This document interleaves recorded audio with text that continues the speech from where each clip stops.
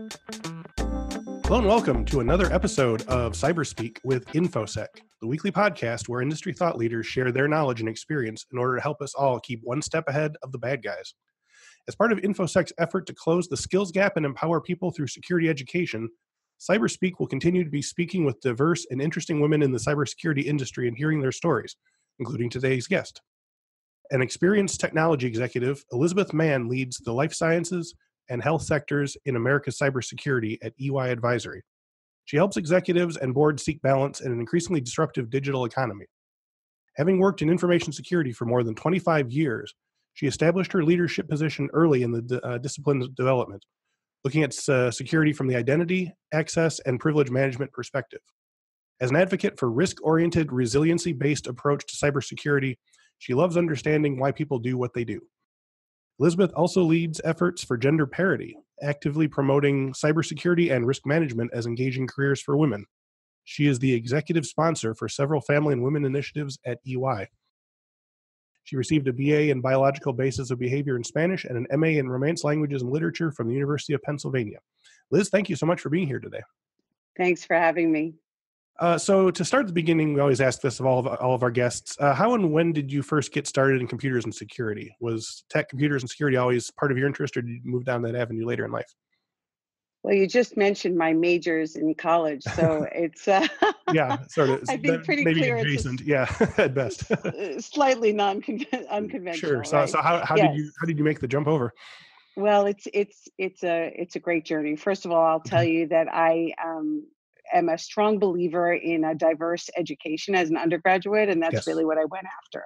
So I started off college thinking I was going to be a doctor and went after a pre-med program, fell in love with foreign languages, studied some of that, got a chance to edit journals, deliver speeches around the world, do all kinds of really exciting things. And at one point, when I was nearing the conclusion of a PhD in Romance Languages and Literatures, which I loved and continue to love, Yeah. I thought, well, I wonder what the rest of the world is doing and what I might do out in the business world.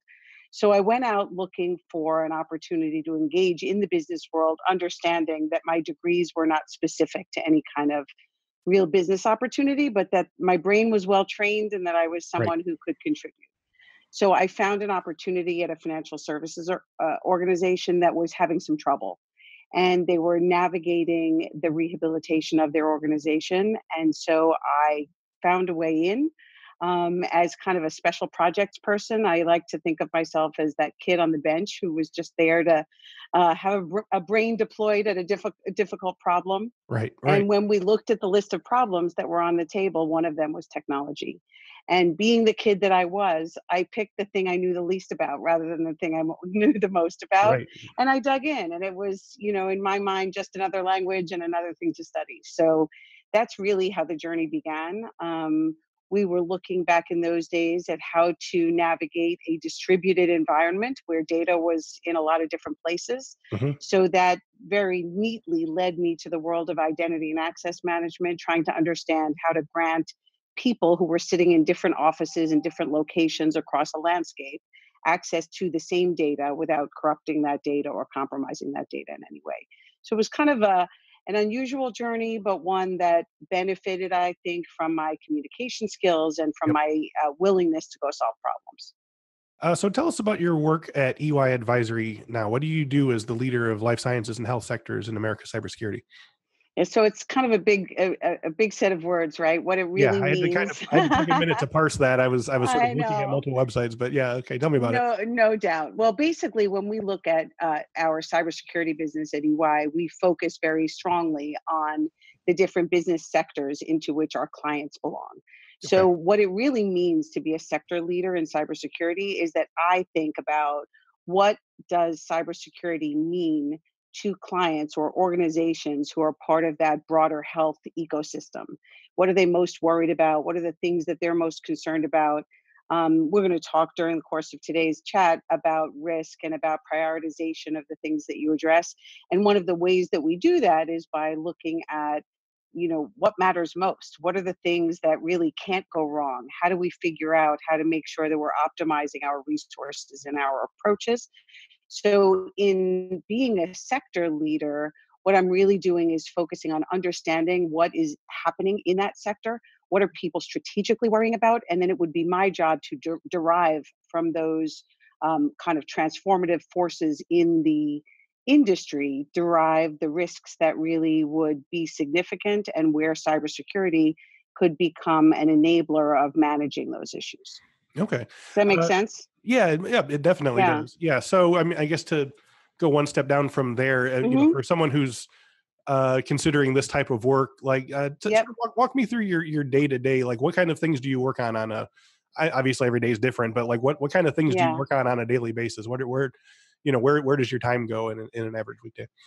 Well, I think that the fun part about being in an advisory business is it does change a lot, right? Okay. So some of my days are spent on site with my clients. Hmm. And those are really fun days, right? Those are days where I'm on site with people that I'm there to support, Yep. with a team of EY professionals where we're talking about how do we make the most of the time spent with the client to make sure that we're doing the best that we can, that we're Yep. delivering quality, but that we're thinking, right? So since we're a part of an advisory business, while my business is cybersecurity, my colleagues around that client environment and around my firm are doing all kinds of things: finance, accounting kind of work, people advisory, Okay. transaction advisory, all kinds of things.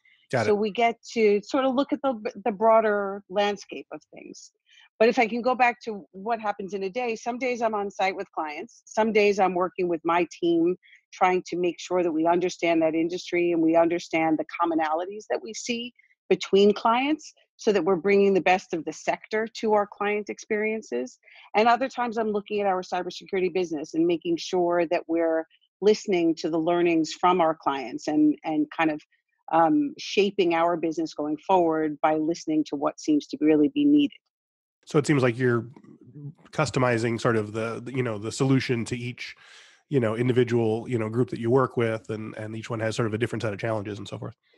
Yeah, I mean, there's a lot of challenges that are common, right? When we Yeah. look at pharmaceuticals, for example, pharmaceutical companies going to be concerned with product safety, patient safety, safe distribution of their products, safety of their inventions, their clinical trials. Those kinds of things are going to be Right. common from people who are trying to address disease in a safe and secure way. Yes. And you go to perhaps a health insurer who would be part of that same health ecosystem, but is less worried about IP around medicine and perhaps more worried about personal health information that they carry for their constituents. So, it's trying to understand the business of this ecosystem and aligning accordingly. Okay. You describe yourself as an advocate for risk-oriented, resiliency-based approach to cybersecurity. What does this mean, and how does this approach to cybersecurity differ from the strategies most often utilized by organizations or security professionals? We use a lot of big, long words, so to Yeah, describe yeah, what we yeah, do. Uh, yeah. yeah, well, so let's, I think that one of the things I like to talk about in this topic is that cybersecurity started off as something that was like this weird, scary thing in the back office in a data center someplace, Okay. and then it became the fear factor. It became the thing that everyone was using to scare people out of touching anything, right? Yeah. I'm on my computer. I can't click here. I can't open this. Oh my Yep. God, do I have a Yep. virus, etc. Right? Yeah. So there was a lot of fear involved. Then we got to a point where the pervasiveness of cyber threat and the actual understanding that cyber threat is a weapon that is used routinely today across the globe. You like it, you don't like it, you're afraid of it, you're not afraid of it, but the reality is that it's a part of our business world today. So the question became, can we turn that fear-based tactic into something more positive? Okay. So when we talk about resiliency and a risk-based approach, we're trying to convert from don't touch that computer system to, what are the things that we're really banking on, and can we make risk an exciting thing, a thing that enables transformation, and Okay. at the same time embed the types of controls into that process from the very beginning. Here at EY, we reference a term called trust by design. Hmm. So we think about the idea of resiliency and cybersecurity as an enabler of trust, because we want our users to trust our systems. We want our customers to trust our product. We want Okay. our distributors to trust our formulas, et cetera, right? So trust by design, cybersecurity at the early stage of an evolution of something, and turning a negative into a positive, making security an enabler of transformation. Okay. Can you give me sort of for example, Yeah. like what an example of, a process that was, one way, and then you came in and, with this in mind, you changed the company's Yeah. sort of methods to a different way. Well, so one example might be a company that's considering a particular geography for a new Okay. location. Mhm. So the question would be, should the company go to that geography, set up shop, start doing business with that company, and then explore the cyber threat that that region of the world um, it imposes? Mhm. Or could we look at the question of cyber threat from a geographic perspective and say, let's get you a briefing before you go there Ah, on how to do okay. business safely in that geography? So Yes. that would be one way to sort of change the game in a positive, rather than saying you just set up this whole office and this whole feature. And by the way, you're horribly exposed and everything's been stolen already, right? Yeah. Good luck. So setting it in, right. So it's not only more dangerous, but more expensive to do it that way. It's much Right. more efficient if we can put that into the design of the innovation or of the move. Another kind of an example might be if you're setting up a trial for a new medicine. So in a clinical trial environment, there's a lot of controls that go into clinical trials, Right. but sometimes we're not thinking about the periphery. What third parties are accessing data? What access? How is access being managed to that data? We talked about me as an identity and access management professional, and those things sometimes aren't thought of when you think about research, right? Researchers might think that the IT people have it handled, and the reality is that that peripheral layer of access control could be the difference between a successful trial and an unsuccessful one. And Oh, that means big dollars too, yeah. Absolutely. It always for comes the down to that at the company. end. Well, for the company doing the research, right? Sure. Imagine going all the way down that path and then finding out that something had been compromised and Yep. therefore the research is unacceptable to Back at square one regulators, again. Yeah. right? Yeah. Yeah, there you Absolutely. go. Hmm. So you also note that at EY we are risk professionals, and yet the pace of change today is so fast that no organization has the resources and capacity to address every risk with equal fervor. Yeah. Since the pace of change isn't likely to slow down anytime soon, what are your strategies and recommendations for giving each risk the appropriate amount of energy and priority? Yeah. So a lot of it goes back to that question of thinking about risk as a part of the journey, right? That Hmm. we no longer can live by avoiding risk, and cyber risk is no different, right? There are all kinds of risks that happen to actions in the marketplace, but cyber risk is here to stay. So the question is, have you thought about the questions about what really has to go right, Yep. right? Yep. What might surprise you down the path? Can you imagine what might surprise you, Right. and what could go wrong? And just try to, rather than say, "Oh my God, I hope nothing goes wrong," Right. try to actually imagine what could go wrong, and then what controls can we build to make sure that that doesn't happen. Yep. And nothing's perfect, but again, it connects to that notion of aligning resources to the things that really, really matter in the strategy of an organization, so that if the organization understands its purpose, and that by definition that purpose drives certain prioritization, Hmm. that through a lens of cybersecurity, we're going to see risk in a slightly different way than perhaps a finance professional would, or a Right. procurement professional, or an operations professional, right? So we like to say that we take that cyber risk lens to the question of what has to go right, Yep. and then suggest what controls can we optimize to give you the best possible outcome, understanding that nothing's perfect, nothing's forever, but that iterative agile approach is what we would advocate, because risk is changing fast, technology changes quickly, everything keeps moving, moving, moving. So the notion of I think the other thing that's important to note is that it's really a change from the world of compliance-based controls Okay. to a more risk orientation, right? Hmm. Understanding that, yes, we certainly have obligations to comply with regulations and things like Right. that, but but if we only do compliance, then we're likely to fail on things that are critically important to us as a business. So that's what taking that risk lens to it means. And as we proceed through some of your questions today, I think we'll talk probably about the notion of how different kinds of perspectives inform that risk. Yeah. And that's how we as cybersecurity professionals then can build the controls that seem to align most to that risk. Yeah, we hear that a lot of people who, something goes wrong and they say, well, we were in compliance, and stuff. But if that's Yeah. all you're thinking about, then that doesn't necessarily cover everything. That's just a It's baseline. not a suitable strategy No, today, right? no, It's not, again, it's not to say that compliance isn't important. It's certainly right, an of course. obligation and a responsibility, but Yep. at the same time, looking at critical corporate risks. And I think the exciting thing about cyber today is when we do look at when an organization is willing to look at risks with eyes wide open, Yep. most of the risks are going to be tied to some new initiative that is likely to have a digital component to it. Because where does innovation happen today if it's not digital at some level, right? Everyone's looking at automation, at artificial intelligence, at cloud, at whatever, you name it, right? So somewhere, somehow, there's something digital involved in the landscape. So the question is, can we early on say, what are the vulnerabilities? Where are the things that we should really build stronger defenses against? What are the kind of the crown jewels that, if they were tangible, I would put them in a really big safe, right? And let's see Right. what kind of digital protections I can build around them. Okay.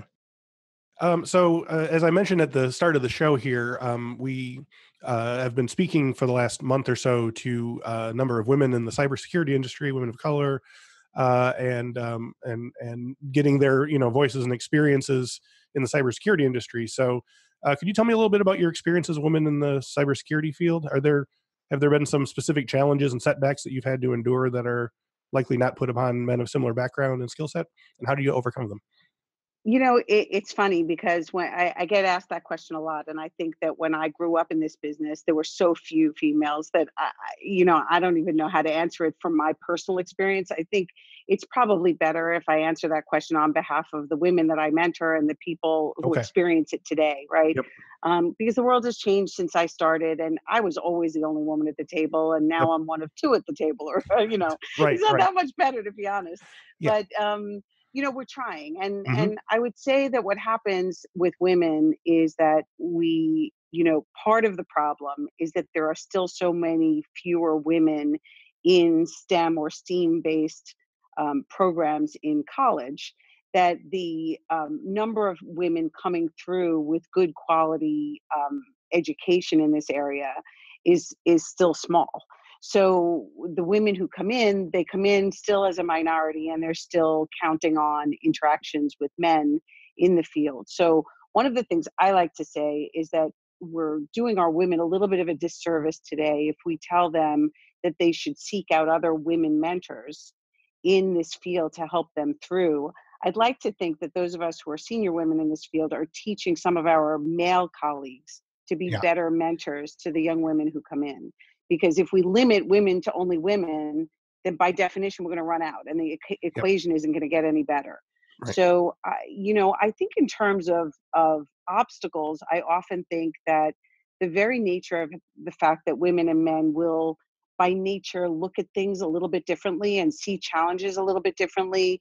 They're I hate to generalize, but as long as we're generalizing, Please you generalize know, away. the the the reality is that women see challenges in a slightly different way than men do. And Right. the classic example is a set of requirements for a new job, right? Okay. A Yes. woman classically will look at a set of requirements. There are 10 on the list. She's got 8 out of the 10, and she said, darn, I'm not qualified.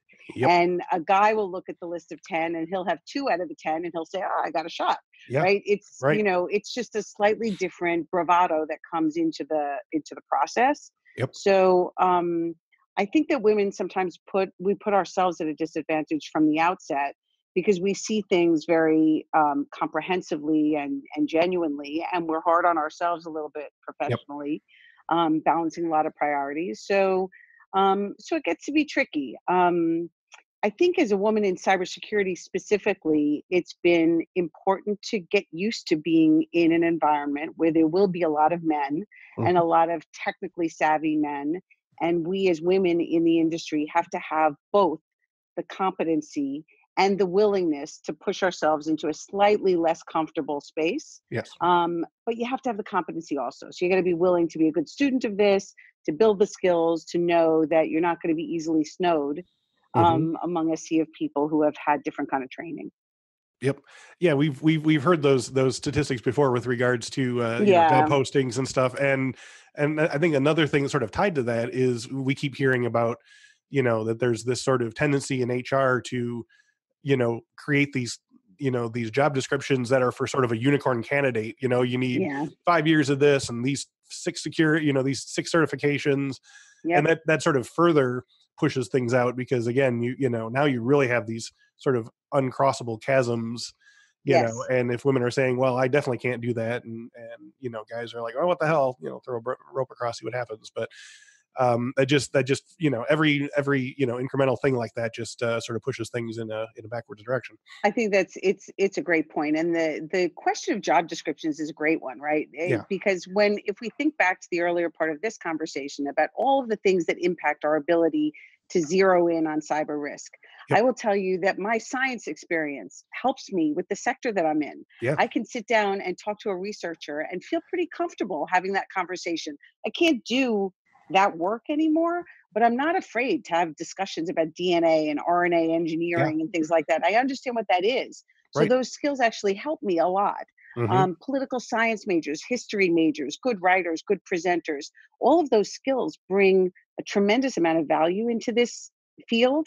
Now, Yep. you have to learn the technical skills. You have to have an aptitude. You have to, because you don't want to be in this business with no skills Right. technically, because it starts to be like, what are you doing here? Right. Right. Right. But at the same time, everyone has to learn when they come into a new field. Yes. So, the one thing I would say at a firm like EY, what's great and what's exciting is that you don't have to have all of your skills on day one.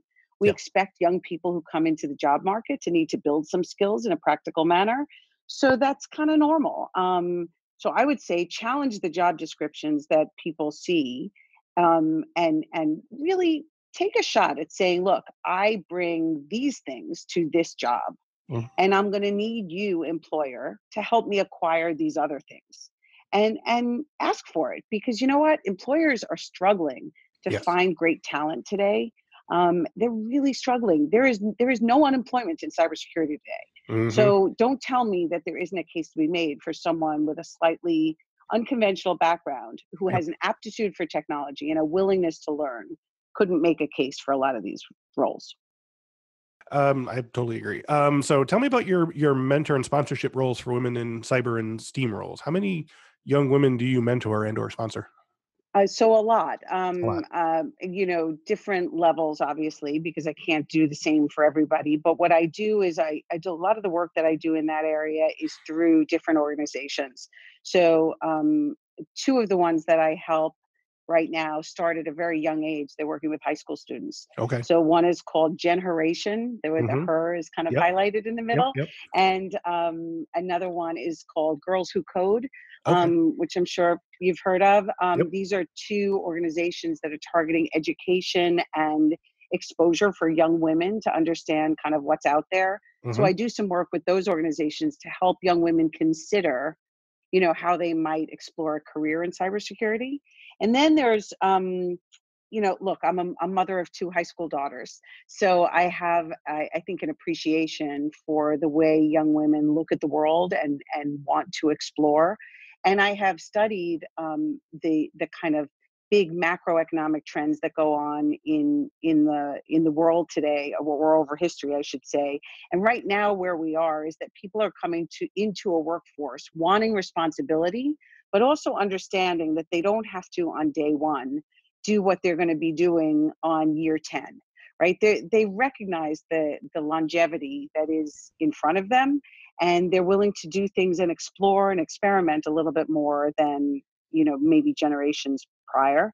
So Hmm. I like to spend time with them, and to with younger people, and try to make sure it's on their radar as a possibility, so that they don't think a career in cyber means sitting in a basement writing code.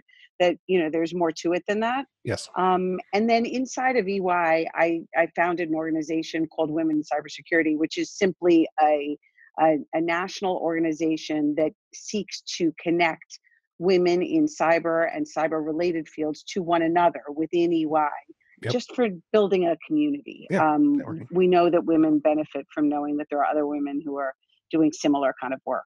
Absolutely. So Hmm. I noticed on the that in 2017 you joined the Executive Women's Forum's Board of Advisor.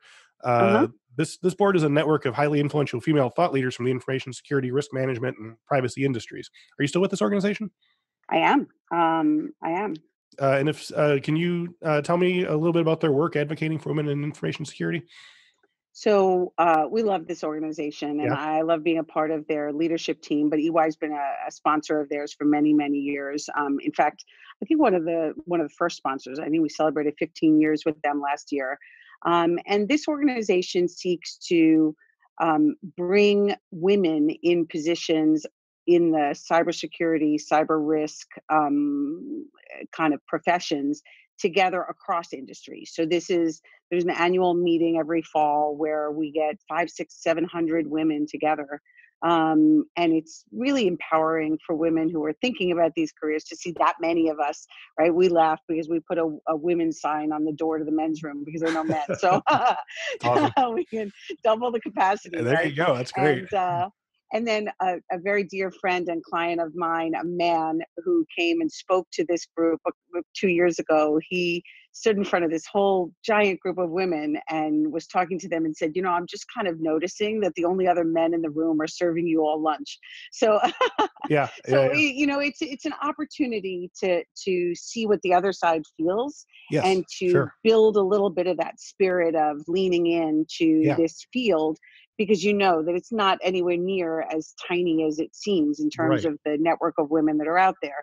So you get women from all different industries, companies, government, university, et cetera. You build a great network of friends and supporters. Yeah. And then the other thing that this organization that we've started doing is creating opportunities for younger women executives to kind of have almost a millennial version of what we do at the more senior levels Okay. in this group, so that they're connecting with one another in a language and in a style that makes most sense to them. So it's being led by young women for Yep. young women and celebrating the rising stars of the industry. So it's another way to really celebrate the power of women in this field. Hmm. And last quick comment is that an offshoot of this Executive Women's Forum has been an annual event on Capitol Hill Okay. where women from this organization gather together and meet with senators and various government officials talking about opportunities for women to impact the world of cybersecurity, cyber risk management in the United States. So that's been interesting too, and really exciting to get to interact with people in that capacity. Yeah. One of the things I'm really interested in speaking with you about here is you mentioned that you have, the sort of top level leadership group, and then you have like sort of the millennial version for people who are getting a little earlier in the industry and stuff. Hmm. And you're a strong advocate for the goal of creating gender parity in cybersecurity, including in management and leadership roles.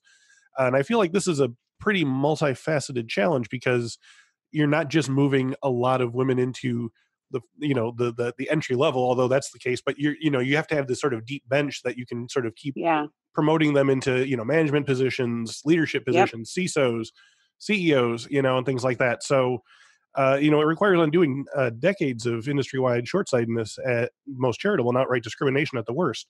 So what Hmm. are some of the most vital strategies to bring more women and minority professionals who are in the cybersecurity position at all levels?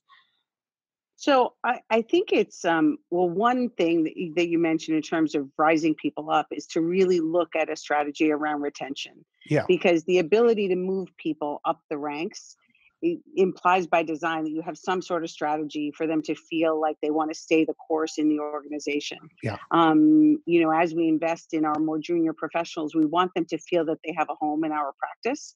And even if they were to decide to depart for a period of time, I spoke with a young woman recently who has been exploring industry-based opportunities. Hmm. And I don't think for a minute that she's exploring this because anything's wrong with what we're doing today. I think Right. she's exploring it to accelerate her level of experience in the field and with an intent to be able to come back as an advisor in the future.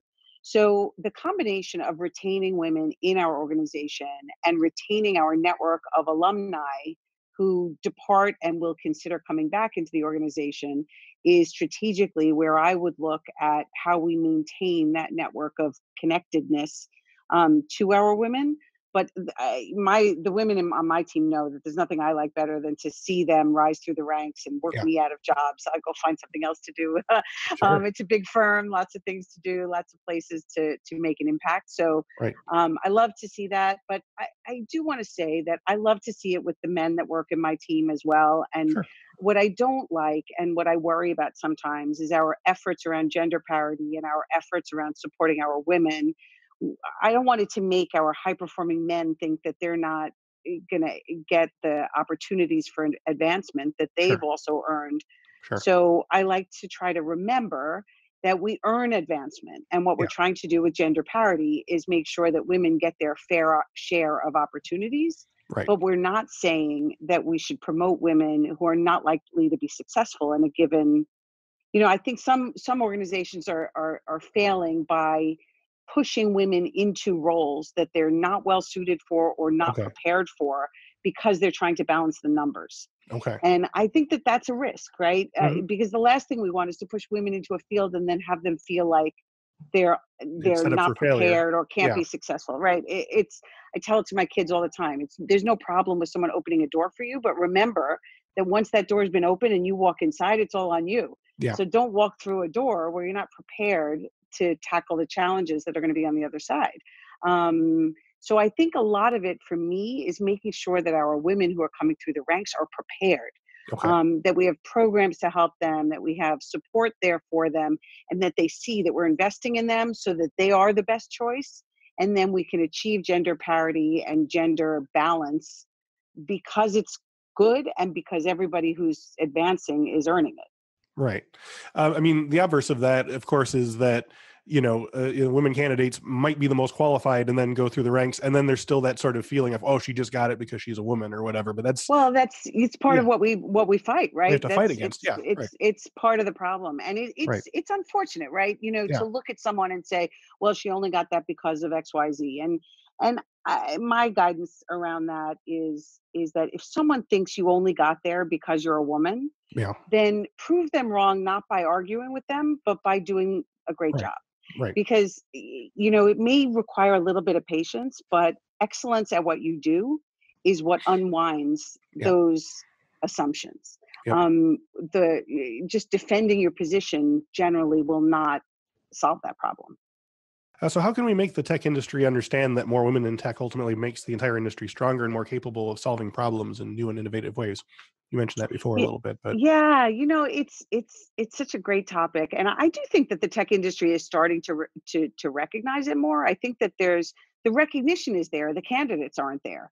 So I think that if we could fill the funnel more successfully, that we might actually see some more impact. Hmm. But I think that what I would say is that diversity of thought is really what solves hard problems. Yes. And whenever you are sitting at a table and everyone thinks the same way and everyone's nodding to kind of passively agree with everybody around the table, you're probably not bringing the best and most creative solutions to a given problem. Right. When I think about how complex cybersecurity is and how complex it is to make decisions about how to prioritize what you're doing, understanding that you're leaving yourself vulnerable in certain areas, right? Understanding that you're going to walk into a board of directors and say, look, these are your top 10 risks. I've got funding and capacity to address the top four. I'm going to apply kind of basic hygiene to the ones at the bottom of the list, and I'm going to hope for the best. But you need to understand that we have some exposure here, and everyone has to make some very difficult choices. So we can't get to those choices without some really good thinking. And the good thinking comes from that diversity, whether it's gender diversity or educational diversity or geographic, religious, ethnic. I mean, all people come to these things. At the end of the day, advisory is a people oriented business, right? Right. And we rely upon all that different thinking to come to better conclusions and even to ask better questions. And there also has to be sort of an understanding at the management level or the sort of leadership level that getting a bunch of different opinions when you think you have the answer already, hearing other things is not the enemy, like That's right. there's definitely a lot of, organizations where it's like, well, we heard 12 different opinions, but I still like the one I had first. It's like, That's right. you gotta listen, like, Absolutely, absolutely. And it seems so obvious until you're in it, right? right. And then you're in it, and it's not so easy always to be the dissenting opinion, and then Yeah. in a sea of people who are all head nodding. Nodding. Yeah. It's not so easy. But I will say that cybersecurity at the heart of it is a problem solving challenge, Yep. and it's an industry that is seeking to do good things, not to be the no police, but to be the people who are helping to secure the business operations that you're operating in, and to give you greater sense of confidence that your products, services, people, whatever it happens to be, will be more secure as a result of having done these things. But it's tricky, right? Because it's not an all or nothing.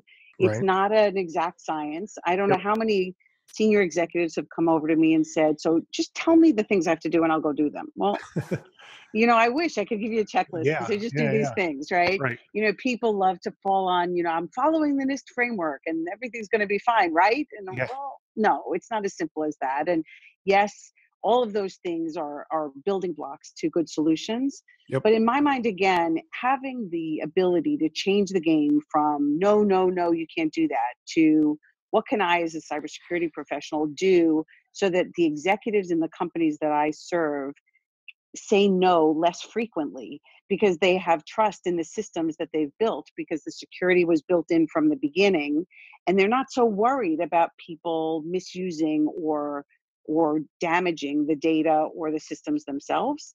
Then all of a sudden you build a culture of greater trust, greater excitement, greater enthusiasm, and then greater innovation comes forward. So having worked in information security for more than 25 years, what tips would you give to women entering the world of security? What are some of the pernicious pitfalls that you've learned to sidestep over the years? Ah, Hmm. so I, it's a great topic. There are many, Okay. but I would say, not that many that necessarily are about being female. I would say that for me, one of the things is that what I've learned is that if you come into this business with an unconventional background, which many will, Hmm. and which I did certainly, that don't be accepting of not having the competency. You must learn what it is that you're representing. So if I'm an IAM professional, an identity and access management professional, I don't want to be snowed by someone who knows so much more than I do because I know nothing, right? I might not be the senior most architect in our practice, but I'm pretty good at this stuff. I've got a lot of experience doing this. And so I think that we have to not accept that we don't need to be technical enough to be a little dangerous in the discussion, right? We have Sure. to be able to be competent. So, and I think that it's a classic failing. A woman will become a project manager and doesn't need the technical depth Right. to understand how the code is being written or how the integration is being envisioned. She does need to lean in and say, "Show me, let me see the code." Code today is not a bunch of ones and zeros. Code can be read. Yep. So I think it's different. So that would be one. And the other lesson that I've shared before, but that I really think is so important, is that when you are in a difficult situation, check yourself and see if you're alone in that situation, because women tend to be very strong problem solvers and try to work hard to get something resolved. And a mentor of mine, a man, by as an example, Hmm. Chris, said to me one day, "Well, you know what the problem is? You're all alone in the boat. Yeah. And when you're alone in the boat, right, and the boat starts to sink, Yep. guess what? Your outcome is not likely to be very good. But if you have other people in the boat with you, you can put together a strategy where someone's going to patch and someone's going to row and someone's going to blow up a lifeboat, and you've got a much better chance at getting through. And I think that women, by our nature, have a tendency not to bring people into the boat when there's a problem, and they seek to solve the problem. And I have learned in my experience that being alone in the boat does not get you the best outcome. So that collaboration is critical. So as we wrap up today, if we want to hear Mm. more from, if people want to know more about Liz Mann or EY Advisory, where can Yes. they find you?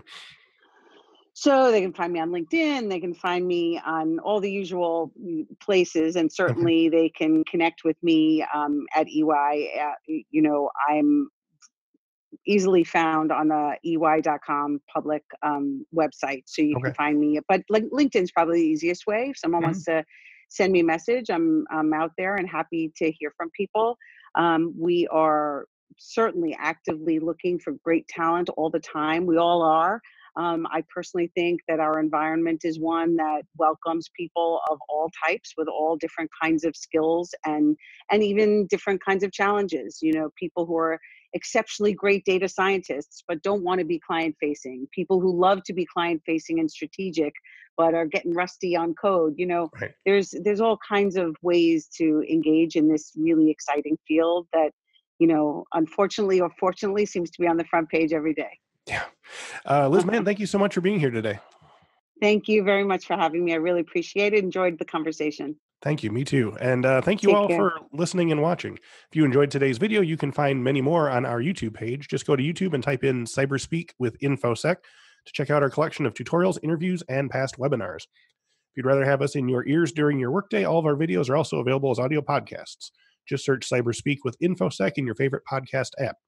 To see the current promotional offers available for podcast listeners and to learn more about our Infosec Pro live boot camps, Infosec Skills on Demand training library, and Infosec IQ security awareness and training platform, go to infosecinstitute.com/podcast or click the link in the description. Thanks once again to Liz Mann at EY Advisory, and thank you all for watching and listening. We'll speak to you next week.